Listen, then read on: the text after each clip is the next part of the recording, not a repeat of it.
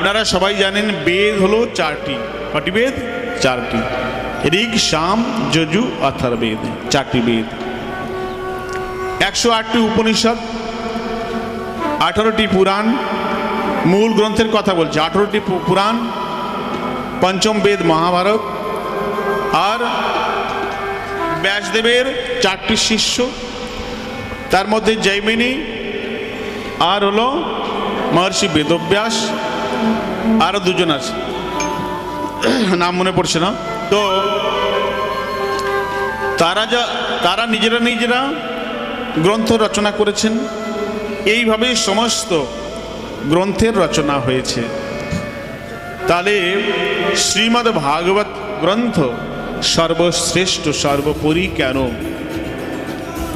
18টা পুরাণের মধ্যে 3টে ভাগ আছে। 6টি সাত্ত্বিক পুরাণ, 6টি রাজসিক পুরাণ, আর 6টি তামসিক পুরাণ। তো শ্রীমদ্ ভাগবত সর্বশ্রেষ্ঠ কেন? না মহর্ষি বেদব্যাস এত যে শাস্ত্র বিস্তার হয়েছে ওই একটি ব্যক্তি করেছেন, সির্ফ ব্যাসদেবী মাত্র, একাই। কেন? ভগবান শ্রীকৃষ্ণ যখন সৃষ্টির বিস্তার করতে ইচ্ছা করলেন, ভগবান 4টি রূপে বিভাজিত হলেন। বাসুদেব, শঙ্কর্ষণ, প্রদ্যুম্ন, অনিরুদ্ধ। নাম মনে রাখবেন, সংক্ষেপে শ্রবণ করুন। বাসুদেব, শঙ্কর্ষণ, প্রদ্যুম্ন, অনিরুদ্ধ। বাবা শান্তি হয়ে বসে যান। হরে কৃষ্ণ। তো এই 4টি চৈতন্যময় জগতের চৈতন্যময় সৃষ্টি। তারপরে ভগবানের শ্রীকৃষ্ণের অভিন্ন অংশ নারায়ণ সৃষ্টি হলো। অনেকে ভেবে থাকেন যে কৃষ্ণ নারায়ণের সৃষ্টি, না, নারায়ণ কৃষ্ণের সৃষ্টি। এবারে নারায়ণ যিনি নারায়ণ, যে কারণক সাই বিষ্ণু, শ্রীকৃষ্ণের অভিন্ন অংশ, তিনি নিজের শরীর দ্বারা জল উৎপন্ন করে সেই জলরাশির মধ্যে শয়ন করছেন। নার মানে জল, আয়ন মানে শয়ন করা, তাই তার নাম হচ্ছে নারায়ণ। তো প্রথম যে নারায়ণ ভগবান শ্রীকৃষ্ণের অংশভূত, সেই নারায়ণ তার শরীরের রোমকূপ থেকে যেমন একটা পাথরের টুকরো বা ইট ফেলে দিলে মাটিতে গেঁজা হয় না, বুদবুদা তৈরি হয়, গেঁজা। তো সেই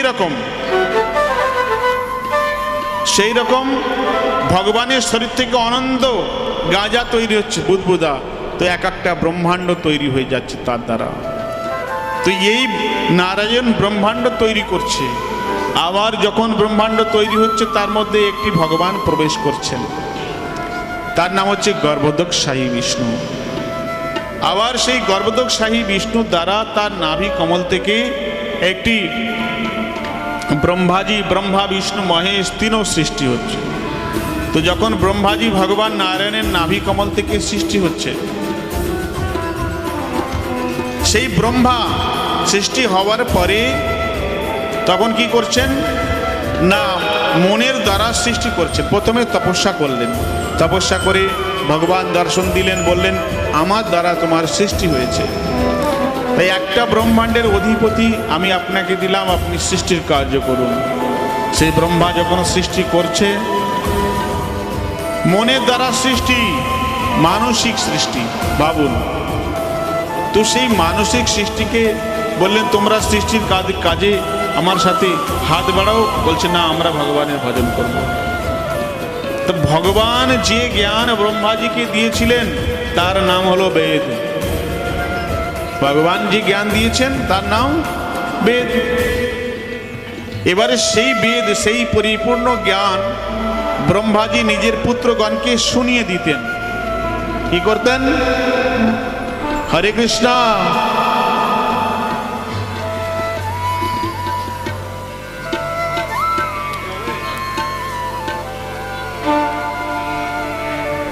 ধ্যান দিয়ে কথা শুনবেন, তাহলে বুঝতে পারবেন, না হলে মাথার উপর থেকে উড়ে চলে যাবে।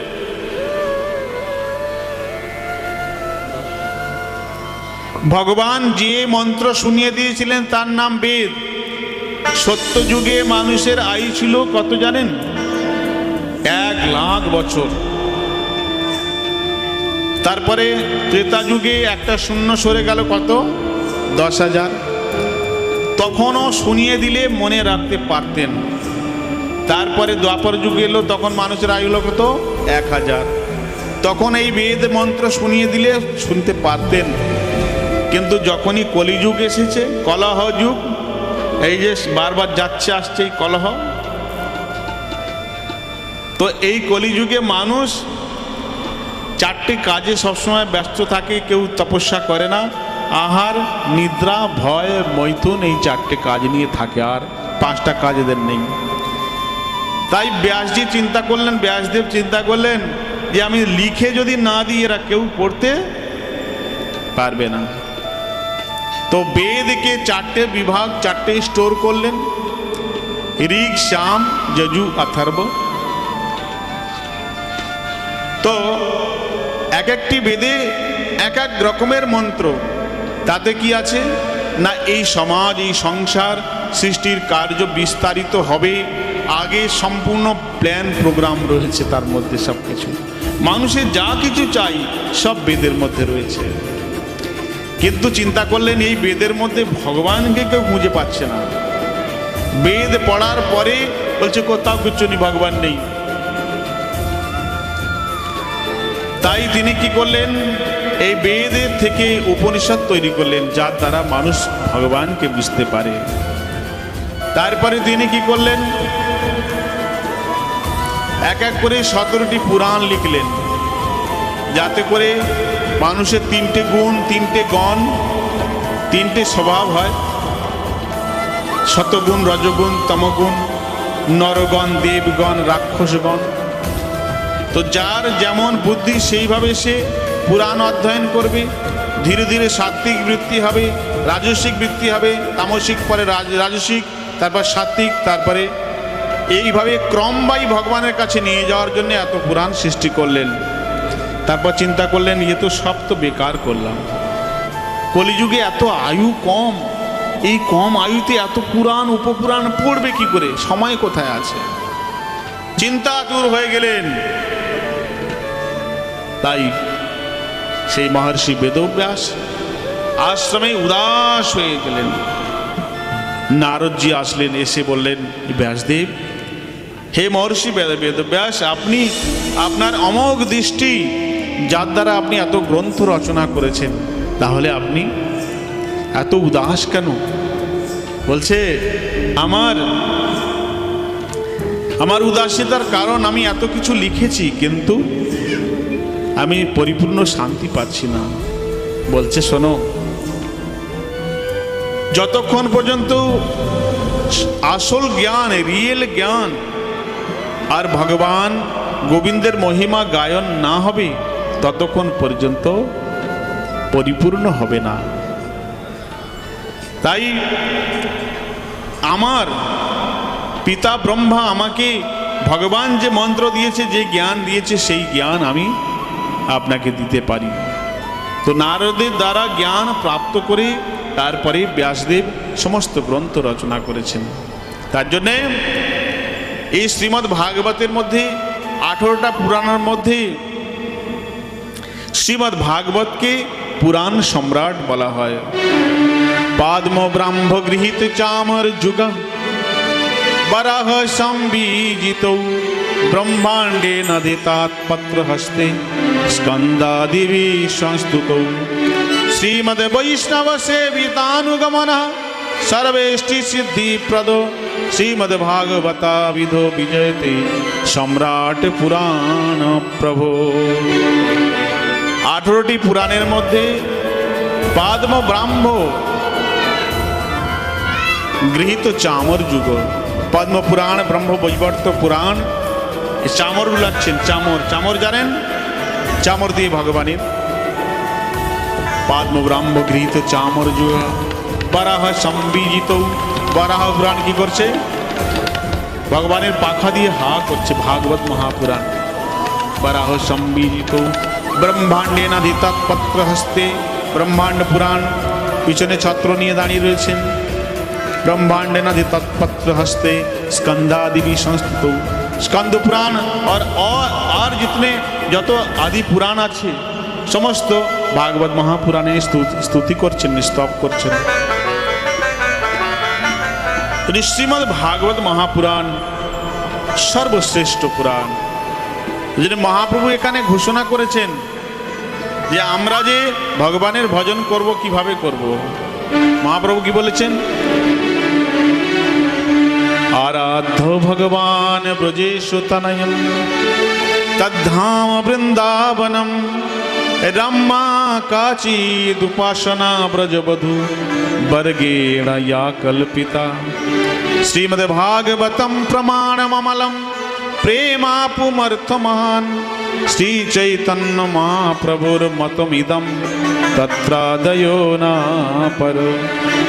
उपासना করবে কার? आराध्य की बोले आराध्य भगवान। बोले भगवान काके बोले? भगवान श्री कृष्ण। সে কোথায় থাকে? বলে তার ধাম বৃন্দাবনম। তার উপাসনা কারা করেছে? বলে রম্মা। রম্মা কাচিত উপাসনা কে করেছে? ব্রজ বধূ বর্গেণ ইয়া কল্পিতা। ব্রজের বধূগণ উপাসনা করেছেন। श्रीमद् भागवतम प्रमाणममलम। प्रमाण बोले श्रीमद् भागवत महापुराण सेटी होच्छे प्रमाण। प्रेमापुर प्रेमे ग्रंथ प्रेमापुमर्थ महान श्री चैतन्य महाप्रभुर मतमिदम। विश्वनाथ चक्रवर्ती पाद श्लोक लिखेছেন যে মহাপ্রভুর এটি মত। ভগবান শ্রীকৃষ্ণ নিজের ধামে যাচ্ছেন, উদ্ধব রয়েছে পাশে, মৈত্রমুনি রয়েছে পাশে, দারুক সারথী রয়েছে পাশে। প্রভুকে বলছে, প্রভু আপনি নিজের ধামে চলে যাচ্ছেন, আপনাকে কোথায় পাবো? ভগবান বলছে, আমাকে অন্য কোথায় খুঁজলে হবে না, এই শ্রীমদ্ ভাগবতেই আমি বিরাজমান। শ্রীকৃষ্ণ সদাম উপগতে জ্ঞান ধর্ম দিবি সহ कलौ नष्ट दृशामेश पुराणार्क धुनोदित। ये श्रीमद् भागवत महापुराण भगवान साक्षात निजे स्वरूप बोलेছেন। पादौ यदियो प्रथमा द्वितीय तृतीय तूर्य कथित यदुरु नाभिस्तथा पंचम एव षष्ठ भुजान्तरं दौ जुगलं ततन्नो कंठस्तु राजन्नवम यदीय मुखारविंद दशम प्रफुल्लम एकादश यस्य ललाटपट्टम श्रेयपि तु द्वादशैव भाति। तमादिदेवम करुणानिधानम तमालवर्णम सुहितावतारम अपार संसार समुद्र सेतुम भजामहे भागवत स्वरूपम। भगवान श्री कृष्णेर स्वरूप की जानें? श्रीमद् भागवते 12টি स्कंध 335টি অধ্যায় 18,000 শ্লোক। তো 12টি স্কন্ধের মধ্যে প্রথম স্কন্ধ দ্বিতীয় স্কন্ধ ভগবানের চরণ পাদৌ যদিও প্রথম দ্বিতীয়, তৃতীয় স্কন্ধ চতুর্থ স্কন্ধ ভগবানের জঙ্ঘা উরু, পঞ্চম ভগবানের নাভি পঞ্চম স্কন্ধ, আর छठमा स्कंध षष्ठ स्कंद और सप्तम स्कंद भगवान षष्ठ बक्षस्थल सप्तम अष्टम भगवान दुटी बाहु, नवम भगवान कंठ, दशम भगवान मुखारबिंद, एकादश भगवान ललाट, द्वादश भगवान मस्तक।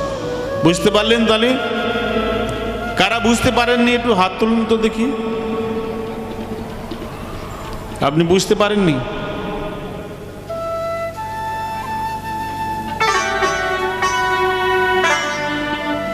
প্রত্যেকে শ্রীমদ্ ভাগবত মহাপুরাণ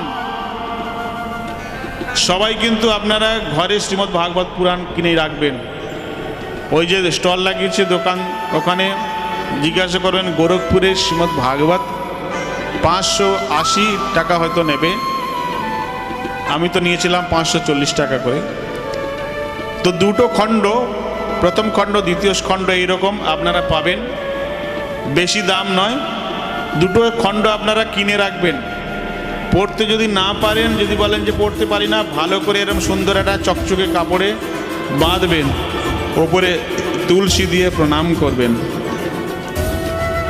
শ্রীমদ্ ভাগবতে লেখা রয়েছে, কলিযুগে যার ঘরে শ্রীমদ্ ভাগবত শাস্ত্র নেই সেটি হচ্ছে চণ্ডালের ঘর। যেমন ঘরে ভগবানকে রাখেন, তেমনি ভাগবত শাস্ত্রকে রাখবেন। গীতা ভাগবত অভিন্ন, মানে গীতা প্লাস শ্রীমদ্ ভাগবত। গীতা হচ্ছে কি? ভগবান শ্রীকৃষ্ণের বাণী। বৃন্দাবন বিহারী লাল কি।